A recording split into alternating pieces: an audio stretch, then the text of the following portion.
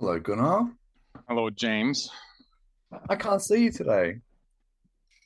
We need to be able to see you, Gunnar. You're wearing a very nice summery shirt Yeah, for because the it's warm weather. it's nice and warm. Yeah, very nice. I'm keen to see some warm weather coming along.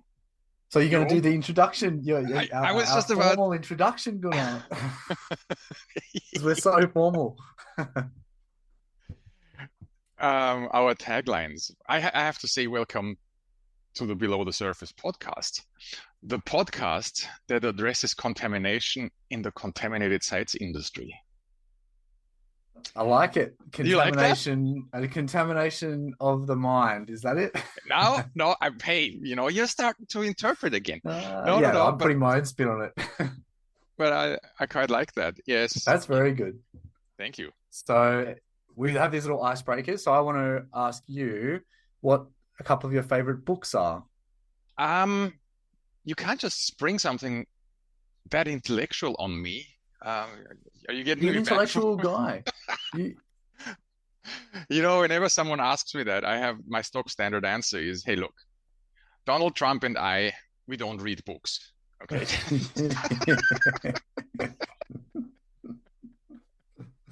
I don't think Donald Trump reads at all. Full Well, stop. that's what he said. He doesn't read. He said he doesn't read books. I'm Yeah. like, see, I'm in good company, right? we, Now, seriously, I and books have quite a, a stressed relationship. I can't do fiction full stop. I Mm. just can't do it, which is Yeah. weird because I I thoroughly enjoy movies like The Bourne Identity or the James Bond or whatever it is, right? Yeah. And they're not known to be to be a kind of modern documentaries, are they? So I don't seem to have a problem with fiction in itself. Yeah. The last fiction book that I read must have been whenever Dan Brown hit it big Yeah. with Digital Fortress or whatever. So I started the Digital Fortress, and after 10 pages, the Mm. nonsense in there just drove me nuts. I couldn't do it. Yeah.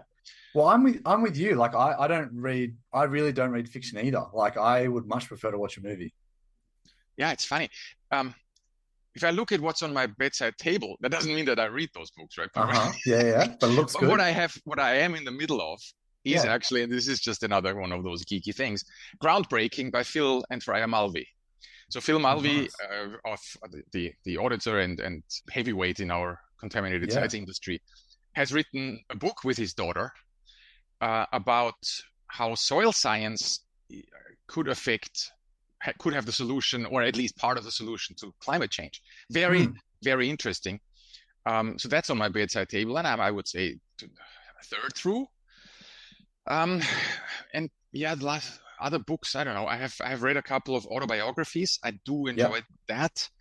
That goes back to Andre Agassi. I'm such a tennis fan. The Yeah. Boris Becker ones, and so I even read the very very early book about Bill Gates. Yeah. I I do like like those books those. too. Yeah. Yeah, I like but Barack Obama's was one of my favorite so autobiographies or memoirs. I have not read that one. How I actually about got it's a big book. I got the audio book. I thought that was a bit easier to digest. It was really good though. yeah? Yeah, I have an Audible subscription, and I do enjoy what's the last one was there was Matt Perry, from Friends, Chandler, Oh yeah, yeah. Friends before he died. Once you've read that book, by the way, his death doesn't come as any surprise Mm, at all. It's yeah, just that's it's sad, very isn't it? sad, but he's been on borrowed time for decades. Unreal. So you grilled me on my favorite books and authors. What about you? Give me your intellectual show off here. Yeah, let me flex those intellectual muscles. Um, so Show us how okay, you're yes. different from Donald Trump and me. So I just can think of a couple. There's just a couple that I always go to, and I'm not a big nonfiction. Sorry, I'm not a big fiction guy. Like I prefer to watch a movie than read a fictional book. The two that I thought I'd mention was number one, The Selfish Gene by Richard Richard Dawkins. Dawkins. Uh-huh.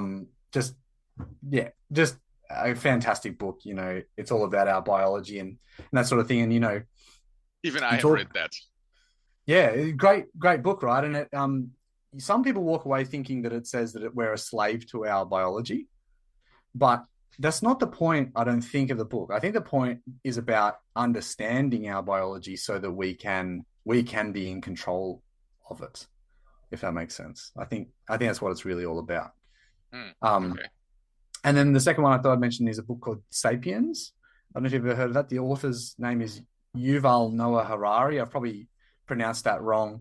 But Sapiens, it's called. I think the subtitle is A Brief History of Humankind or something like that. And it's a really really interesting. It's like more of like an anthropological kind of like a very high level view of humanity from cavemen to now, Mm. and yeah, just like the evolution of I don't know, of culture and human civilization, and how skills have come and gone and over time, and just yeah, really really interesting perspective on things. Okay, cool. So I'm into that sort of stuff. But I don't really get to read much anymore. With the kiddos keep me too busy, too tired to read books most of the time. But yeah, See, they're the kinds of books I like. this is one of the problems I have, and this just sounds so horrible. But Mm, the moment I open a book, give me 10 minutes and I'm falling asleep. It's yeah. it's it's just it's terrible. Well, I am, yeah. however, an avid podcast listener, and that comes Yes. from not only, I mean, podcasting is such a great medium, full stop, right? Because Yeah. you can pick what you are interested in, Hmm. and you can do it when you're doing something else. Yeah. And you This can is the still old, absorb it yeah. all. Yeah. You can, you know it. I don't know how much you sit in the car every week, but for A bit. me, when Yeah. Quite a going bit. out to sites, it's just Yeah. hours and hours of time that I can Yeah. spend listening to stuff that I enjoy. Totally. And I try and make phone calls when I'm in the car, like on the way to work and stuff, but I find it hard to record the actions that come from that. So I don't do it. So but yeah, I love listening to podcasts a lot. But that's why I listen to quite a few audiobooks as well. Audiobooks are really great for that too. Yeah, Yeah. that's for sure.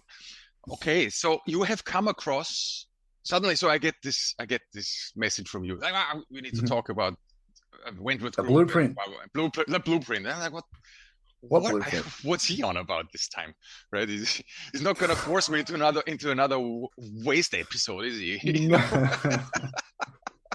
Every quarter, James gets to have a little captain's pick of something that he wants to talk about. You make a captain's call. Don't Yeah. get me going on those. All right. So the blueprint, and almost an hour before we record this episode, you actually managed to send me the link and tell Yeah. me what it's Yeah. all about. So Sounds like me. yes. So by all means, please, what's the blueprint? What fascinated you, and what are we going to talk about? Yeah. The blueprint. It's called the blueprint for restoring. Sorry, the blueprint to repair Australia's landscapes. And in short, this is a document that talks about how to stop and reverse the decline in Australia's environment, basically, in our biodiversity, in our soil health, in our ecosystem health. And the thing that really caught my eye about it, it puts it in economic terms, and it puts a dollar value on this is how much we have to spend every year to restore Australia's environment. It was a really nice, clear message to me. And I think when you put something in dollar terms like that, it makes it real and it makes it comparable to other things that we invest our money in. Hmm. And we destroy our environment. How? Yeah, it's been a long process over, hundreds of years now of degradation and that sort of thing. A lot of it through things like invasive species and habitat loss and over allocation of water resources and these sorts of things. It's a broad range of issues, erosion of soils. There's such a broad range of issues there, but there are simple, practical things that can be done to repair the environment. It's just a matter of getting money to do them. That's all it comes down to. Like anything, restoring the environment costs money. The great thing that this report does is it actually quantifies how much. Who are the authors? Wentworth Group. Who are they? Yeah, so the Wentworth Group, they're a voluntary group of scientists and sort of eminent professionals in, climate change and biodiversity research and geology and a whole range of different backgrounds. But yeah, they're a voluntary group they have a common goal, I guess, of wanting to speak directly with government and policymakers and trying to influence what they do. And yeah, they have a shared goal, and actually they're celebrating their 20th anniversary. So they've been around for 20 years. And yeah, I've done a lot of work in climate change policy in particular and water policy. You got in contact with the Wentworth Group and Yeah. found Mike Grundy, and Yeah. he was the one who agreed to talk to us, and he's who we have on the podcast today. Yeah. It was nice to exercise the policy nerd muscle in my body, Gunnar. You know I love a bit of good policy. I forced you into a policy pod before, and this is in a similar vein that I'm recalling my previous life when I was a Canberra policy nerd. That's like riding a bike, mate. That doesn't just go away. Well, how often do you have to fall off the bike until you stop it? Not enough yet. We have someone who wants to come into our conversation. G'day, Mike. Can you hear us? How are you? Oh, well, I'm not too bad. It's a very pleasant day here. Winter seems to have gone. When you say here, where is here? Brisbane. You don't have any winters up there. Come on. No, but for we softer souls, when the temperature gets below 10 degrees, we feel that we're suffering a little bit. Well, Mike, we might get stuck in. And I firstly wanted to thank you for your time and joining us today. And we don't know each other. We've never spoken before, but my name's James and this is Gunnar, and we are consultants. We're mainly in the contaminated land industry, impact assessment world. But I've got a very strong interest in biodiversity, and in a previous career, worked in the Department of Environment in Canberra and had a lot of involvement in threatened species policy. And we started this podcast not that long ago, and we just thought that we try and cover a variety of topics, and we were really interested to hear what you had to say about the recent Blueprint report. But I might just give a quick intro to you. So your name is Mike Grundy, and you are an adjunct professor at Sydney Uni, and you're a previous director of, just correct me if I'm wrong here, the previous director at CSIRO, and you are working on soils and the title was Research Director, Soil and Landscapes. At least the last title I had in CSIRO. CSIRO changes every a few years, so we have to reinvent ourselves. Yes. The blueprint that we'll get to in just a moment is being produced by the Wentworth Group of Concerned Scientists, of whom you're a member. Maybe just for anyone who isn't familiar with that group, are you able to give us a bit of an overview as to what the Wentworth Group is and what it does? Yes, I haven't been associated with it from the start. Very few have, because it happened well over 20 years ago. A group of concerned scientists, hence the name, people who were significant in their various fields, particularly around environmental science of one form or another, felt that there was not enough carefully thought through and relatively disinterested comment made directly to policymakers, government, influential people, in many cases because we were constrained by the organisations that we worked with, or our perception of constraint in that space. So the Wentworth Group, they got together in a room at the Wentworth pub, hence the name, and decided that there was a more effective way if they worked together in a coordinated and coherent way and spoke directly to the people who were responsible for the policy underpinning land and water management in Australia. It's done a number of things over the years. It's been particularly important in the development of water policy in the country. I became involved in it because it developed this concept of accounting for nature, environmental accounting. And while I was with CSIRO, I worked with Wentworth in getting that up and running. And it's now one of the things that I do after retirement. I'm the chief scientist, the chief of their independent science committee of a company called Accounting for Nature, which is about making sure that environmental accounting is actually working. So it was a Wentworth Group concept developed by them, which is now sort of spun out. And the blueprint for repair is a logical thing for Wentworth to be concerned with. And it's our latest and biggest thing, I suppose.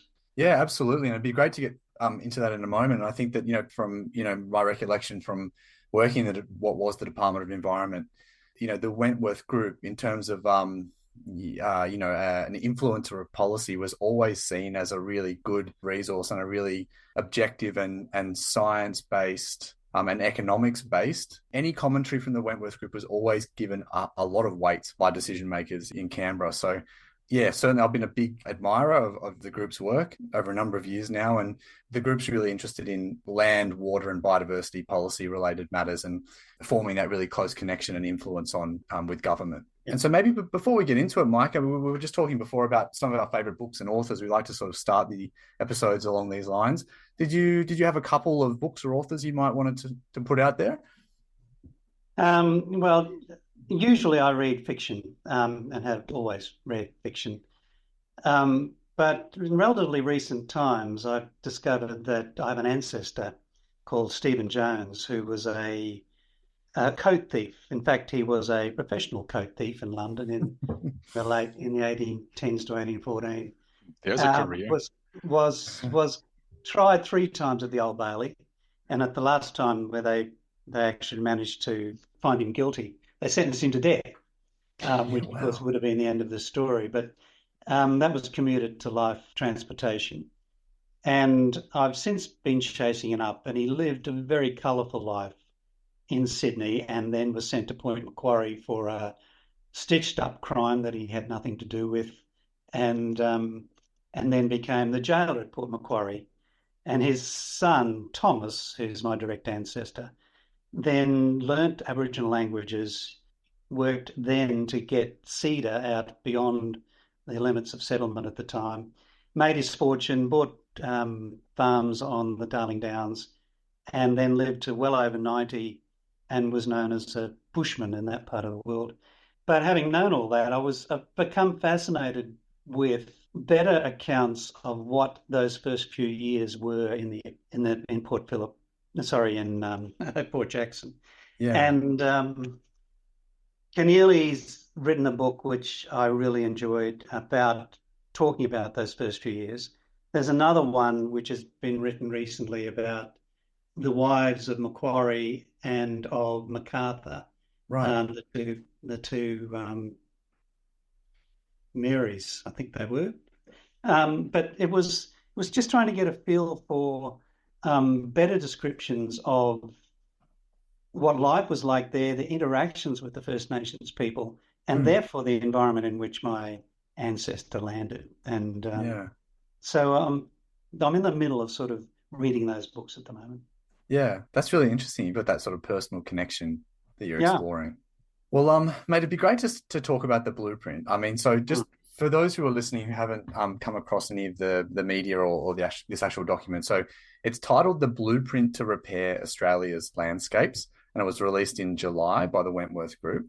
Now, there's been a bit of commentary around it. There's a really great article on the conversation that some of your colleagues penned, which we'll link to in our show notes. What's the key points of the blueprint? One of the interesting things about Wentworth Group is that we're a relatively broad church, so we'll all come to this with a particular driver as to why we were doing this. For me, the driver is that irrespective of how successful we are in holding climate change, but even if we do well, then this next century is going to be more and more difficult for economies, environment, and communities to survive. And a lot of my work in CSIRO was built around concepts of resilience and the way in which we may deal with that. To start this next few decades, knowing that it's going to be challenging at best, to do it with a degraded landscape means that we are really make it even more difficult for ourselves. So the first question was, how on earth can we turn that around? The element of the blueprint then is that it's absolutely necessary. You can't survive the coming century with a non-resilient landscape, non-resilient biodiversity, non-resilient communities and rural industries. The second question really was, is this actually feasible? Can we do it? And the effort that it took something like 6 years that the Wentworth Group worked on this. We talked to, I can't remember the total number, but I think it was in the 60s or 70s of experts around these areas to basically answer the question, what would you need to do to build a more resilient landscape, and was that feasible? Yeah. And so the second part of the blueprint says that it's feasible. So first of all, it's essential. The second thing is that it's doable.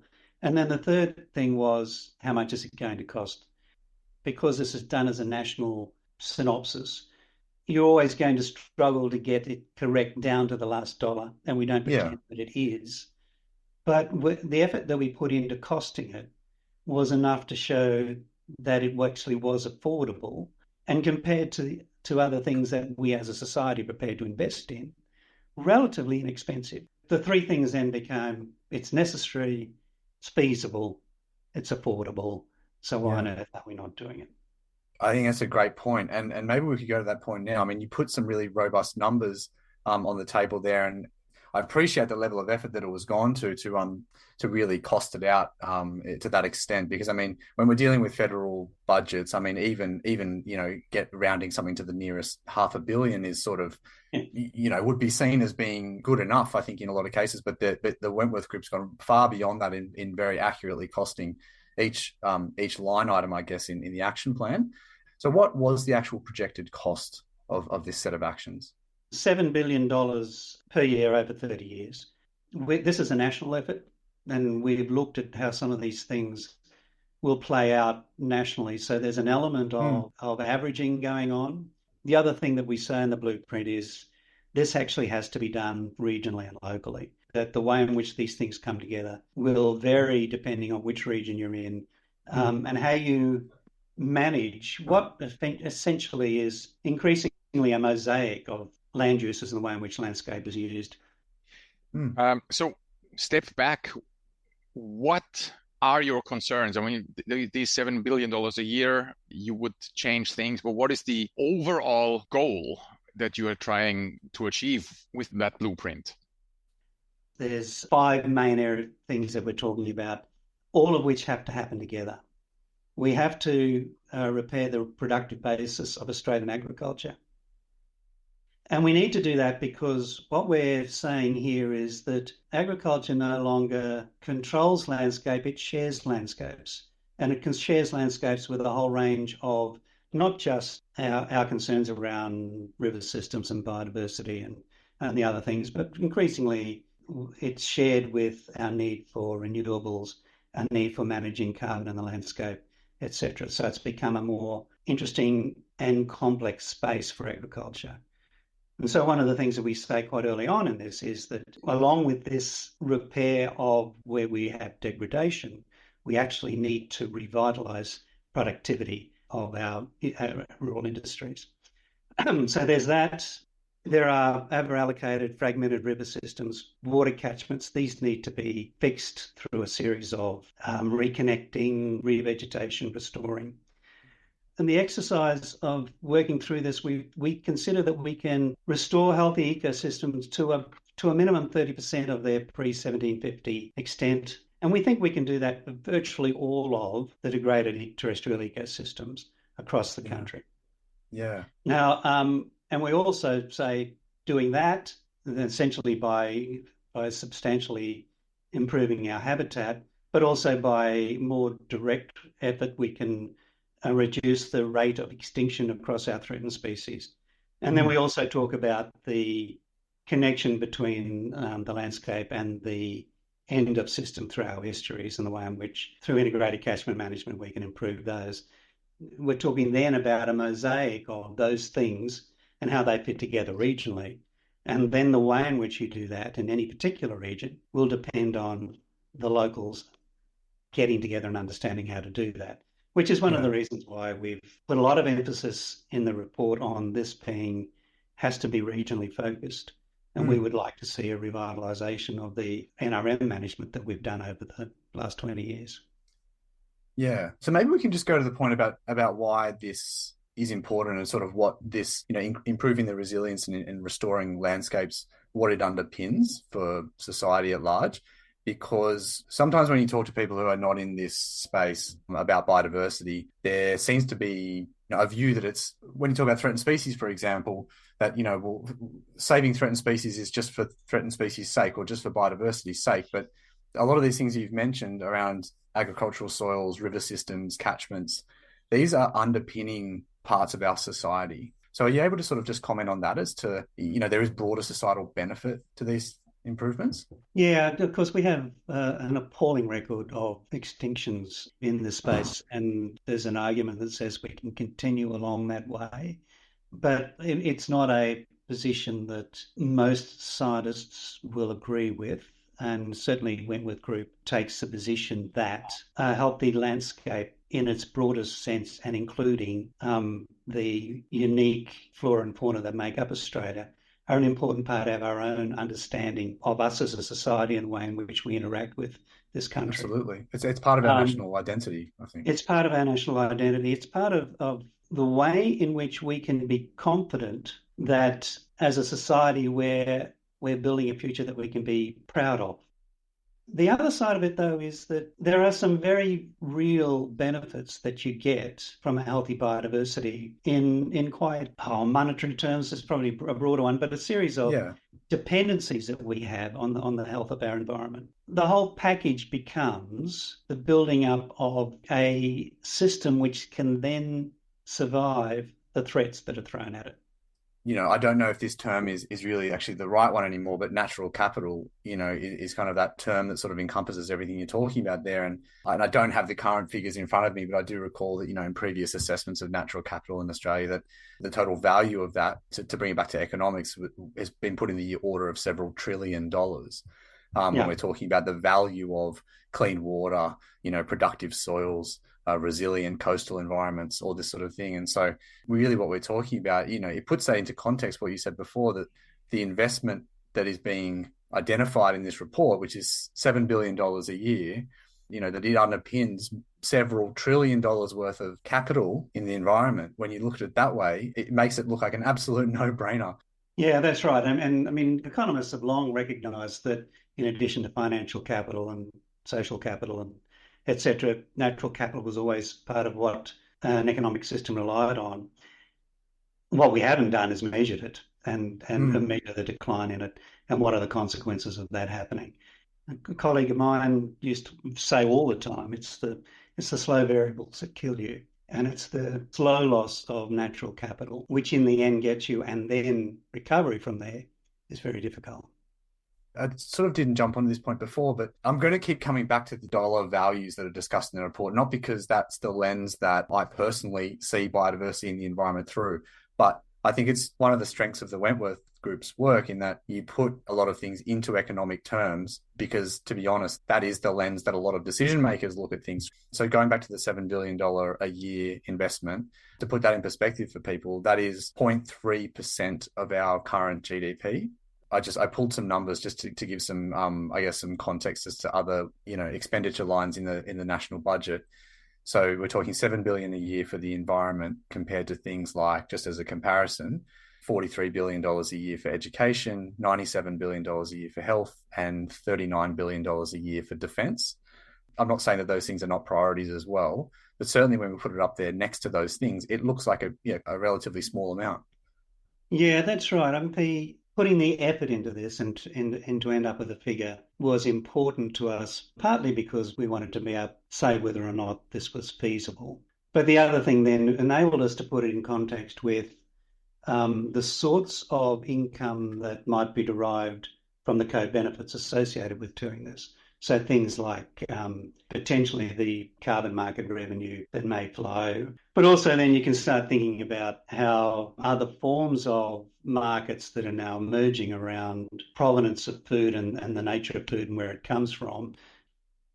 It was useful to get to that 7 billion figure, partly so that we could then start to see, well, if you look across the range of potential ways in which this could be funded, then you start to see that this is reachable in a number of different ways. So is the proposal that the 7 billion comes from savings elsewhere in the budget, or is the proposal that there's additional revenue generated through those other means that you mentioned? I think in the report we ended up saying that we envisage a range of financing mechanisms rather than a complete reliance on a government investment.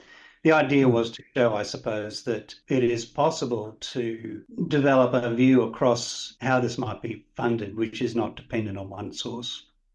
Yeah. The suggestion around the return from carbon is an interesting one. if the world is getting serious about significantly dealing with climate change, and the world must, then the value of carbon substantially increases as you get into the 30s and 40s to levels way well beyond what we have here. So it may well be that the carbon value of the repair effort is bigger than we have said. Yeah.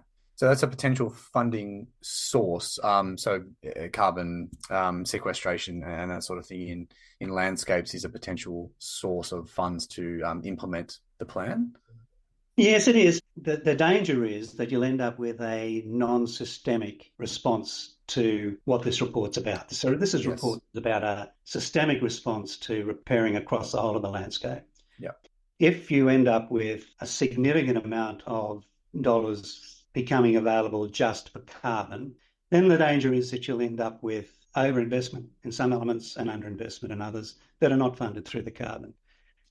Absolutely. I mean, I agree with you. Like, there needs to be a government leadership on this. I recall, a different situation, but the offsets market starting to get going, it had that exact issue, which was that it was very much a piecemeal thing. There was a lot of money flowing into it, but there was no strategy around how those offsets were being allocated. And what you ended up with was a patchwork across the landscape that didn't really achieve too much. So it sort of needed to be brought under a strategy like this has.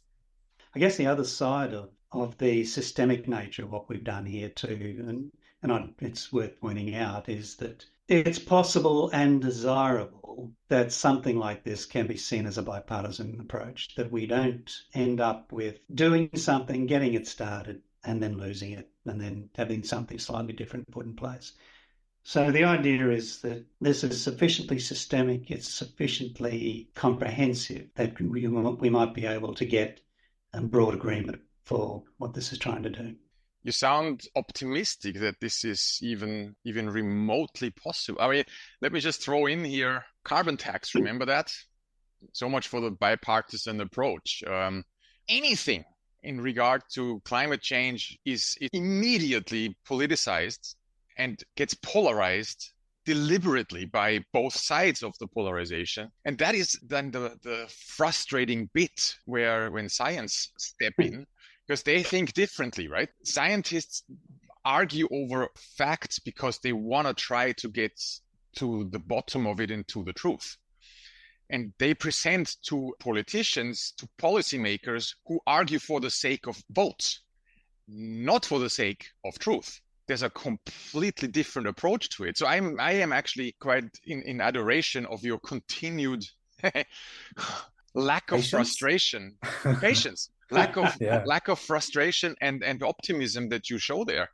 Well, and you underestimate my capacity for frustration, Gunnar, but you're right. I mean, but what's the alternative to optimism is nihilism. It's despair. There's no future in that. The intention of this really is to put in place a document that will attract careful consideration by the people who are really interested in the future of the country. That exists across all of the parties, I'm sure. You're right. The nature of our system seems to be that we end up accentuating differences rather than finding areas of common ground. But the more I think that this sort of work is done, increases our chances that we may be able to do that. The other side of it, though, too, Gunnar, is, and one of the reasons why we don't say, let's fund this purely by government investment, we think that there are many more parties now who are interested in systemic approach to these problems. The alternative to optimism is despair, and doesn't mean you can't keep trying. So say this interview just hits the spot, right? And suddenly Parliament says, hey, whoa, these guys, they know what they're talking about. So 7 billion, not a problem. And it gets passed and you get the 7 billion get released. How would that affect the Wentworth Group? What would that mean for every individual in Australia who ultimately would be funding that? So what would change in people's immediate lives? So the Wentworth Group is a relatively small group of members who sit around and do a lot of talking, and a relatively small number of people who are employed and actually do some work. We won't be operationalising this. We see the operationalising of this happen through a revitalisation of the national NRM framework, and with a connection in particular to First Nation groups as well. Sorry, NRM. So I was going to say, Mike, we get in trouble. We get in trouble for using too many acronyms on this podcast. You'll have to take us through NRM. So in the early 2000s, we established 56 regions. I think we're down to 54 now. And each of these was responsible for improving natural resource management in those regions. They still exist, and they vary substantially in how strongly they continue to operate around the country. Are they volunteer organisations now? Like, how are they functioning? They still get significant funding from the federal government. Many of them get state funding in a lot of cases, and they get increasingly other funding from other sources. So they've kept going. They have the skills, the networks, the staff in many cases, but also a long developed view of where change needs to happen in their regions. If the money starts to come, we see a revitalisation at that scale as being absolutely important in the operational, because you can't do it from Canberra. Yeah. And you can't do it from Brisbane or Sydney. Or all of those decisions have to be made sensibly, locally, and in a way which is built into the community. The boundaries of those groups, and we often look at Australia at various scales, national, state, local government, kind of LGA scales. But NRM groups, you said there's 56 or so of them. No, I think it's 54 now, but okay, so 54. I mean, correct me if I'm wrong. I mean, were they designed to kind of align with natural boundaries in terms of defining them? Like, are they focused on particular environments, in the same way that sort of IBRA bioregions? As with all of these things, there were significant compromises made, but generally, yes, in a sense, they fitted in with some sort of boundary around where our biogeographic regions are situated in the country. And in some cases, they were pre-existing, but they generally are. Some of them are huge. Some of them cover vast areas of the centre of Australia. Others are much smaller. I guess I wanted to ask that question because I'm with you. Like, it makes sense to for the delivery model to be based around NRM groups, because they have that detailed local knowledge and understanding of that particular bioregion. The needs of different ecosystems vary so much across across boundaries that it's a logical model to do it that way. Yeah, it's not just the ecosystems either. I mean, the other thing that we're aware of and we talk about in the report is that these are communities that will be living in the middle of this process. You expect to see, if this is done well, that this is a rebuilding of community as well in these regions. So that's another reason why you need to bring it down to that scale rather than do it from capital city somewhere. Yeah, because there'd be a number of economic opportunities, I think, that would flow from this work. Yeah. And we need to maintain in fact, build the productivity of Australian agriculture. That's not just for the local community either. There were two food price crises in 2008, 2011, I think it was. And what's essentially happened is we've ended up with food prices in the world are relatively more tightly strung than they used to be. And the price is dependent on the health of the major exporting countries, and we're one of those. The price that people pay for their food is dependent on our maintaining our export performance. And so I'm conscious of time for us, Mike. We try and keep our episodes to about 30 to 45 minutes or so. And so maybe I'll come to just one final question, if that's okay with you. Sure. So I saw reported that there was some opportunities outside of the scope that was included in this report. There were some aspects of the environment that were, purposely not included. Are you able to talk about what some of those other areas might be that you may expand the scope into in the future? Yeah, so the first time that we spoke about this report to the NRM community, they said, "Why on earth haven't you done marine?"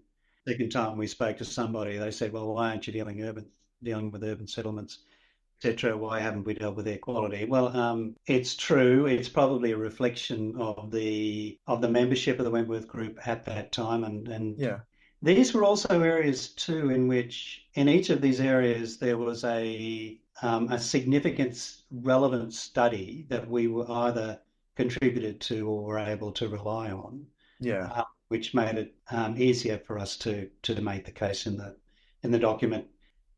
So all we've said, yes, we know we haven't covered that. Doesn't mean it's not important.